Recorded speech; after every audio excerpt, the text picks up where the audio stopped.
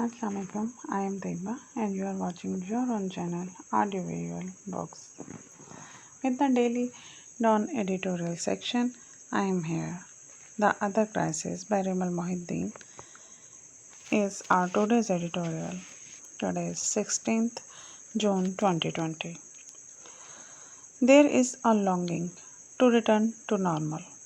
We wistfully think back to the beginning of the year, marvel at how none of us could have predicted this, and count down the days to when things can go back to the way they were. Except that normal was directly leading us to our utter destruction. The climate crisis now runs our calendar in Pakistan. From December to February, the country will face extreme cold. From May to August, searing heat waves, droughts, and floods. After October, we find ourselves choking on toxic smoke. Each year, the damage grows exponentially. Each time, there is an opportunity to do something about it. The COVID 19 crisis has upended even the best laid plans. There are worsening socioeconomic ramifications every day, bringing to the fore pre existing structural inequalities and injustices that violate human rights. It has dominated global public discourse, making it very easy to deprioritize other problems because no one is talking about them. The lockdowns gave rise to a neat illusion. Reports of improved air quality could only catch up with what we could see outside our windows. Animals began returning to urban centers. Countless online posts stated that nature was healing. Then the headlines of reductions in greenhouse gas emission came. It created this idea that perhaps we were in the process of mitigating the climate crisis. Environmental protections are being rolled back. Sadly, that marriage is nothing more than a trick of the light, and global temperatures continue to be on the rise. Distractions from the issue does not make it go away. What is even more concerning is that the most carbon polluting countries are using pandemic induced distractions to roll back environmental protections, undelay delay climate action, or entrench fossil fuels dependency. President Trump, who governs one of the highest emitting countries in the world, has already eased fuel efficiency standards for new cars, frozen rules for soot air pollution, and is leasing public property to oil and gas companies. In Brazil, the administration of President Bolsonaro has accelerated deforestation of the Amazon forest. China has also dropped a key measurement on energy conservation that is used to qualify progress towards tackling the climate crisis.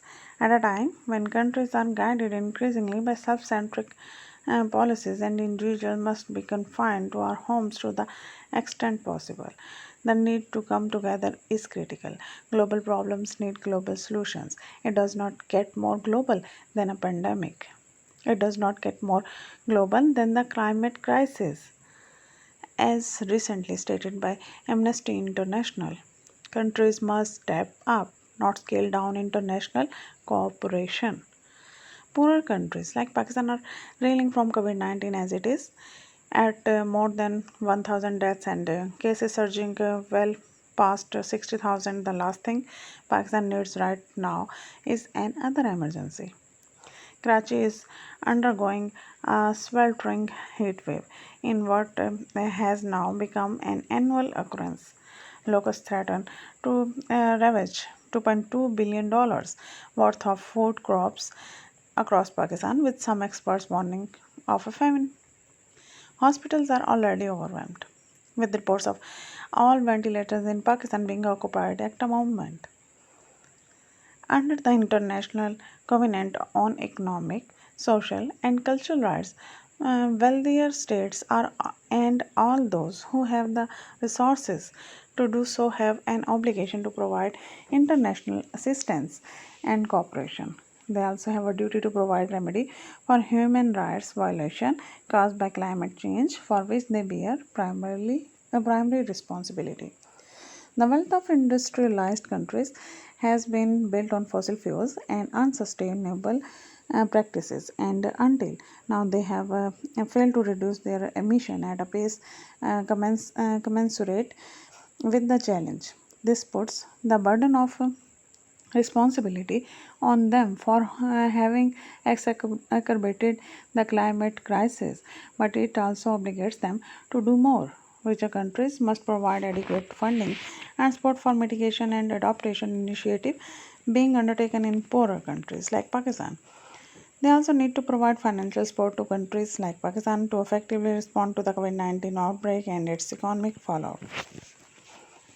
Countries cannot afford to turn inward. As long as the virus afflicts the one country, it remains a risk to all countries. None of us is safe until all of us are safe. As the pandemic has demonstrated, we have seen powerful displays of solidarity in poorer countries like Pakistan, with ordinary people pooling their resources to help those who have seen their livelihoods destroyed. But it would not be enough. It is in everyone's interest to act together across borders, helping those who have been hit the hardest, from prisoners still squeezed into their cells to refugees in overcrowded camps to daily wage earners who have not been paid in months. The virus should not be the only thing crossing borders. Our kindness should too. The writer is South Asia campaigner for Amnesty International, Rimal Mohideen, published in Dawn, June 16th, 2020. Please like and subscribe for daily updates. Thank you.